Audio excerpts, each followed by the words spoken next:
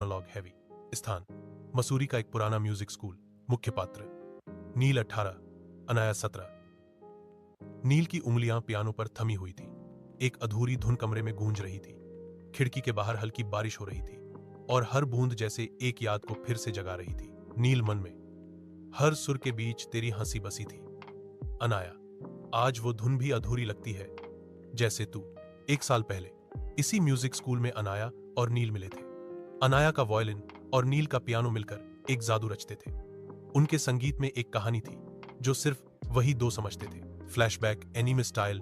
नील और अनाया साथ बैठकर कंपोज करते हैं, हंसते हैं, लड़ते हैं, फिर मुस्कुराते हैं। अनाया कहती है, अनाया, नील, अगर कभी मैं न रहूं तो हमारी धुन को पूरा करना, क्योंकि अधूरी धुनें सबसे ज्यादा महसूस होती हैं। वर्तमान में अनाया अब नहीं रही। एक सड़क हादसे ने उसकी आवाज को चुप कर दिया, लेकिन उसकी धुनें अब भी कमरे में घूमती हैं। नील पियानो पर उंगलियां रखता है, गहरी सांस लेता है, फिर धीरे धीरे वो अधूरी धुन पूरी होने लगती है।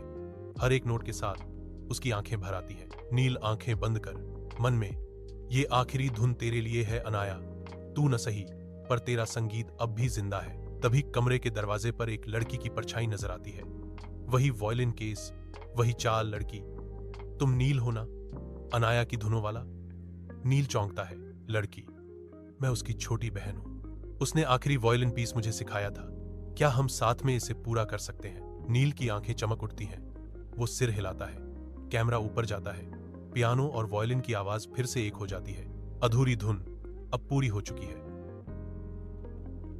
अगर चाहो तो मैं इसे एनीमे सीरीज के एक एपिसोड के स्क्रिप्ट या स्टोरी बोर्ड में भी बदल सकता हूं।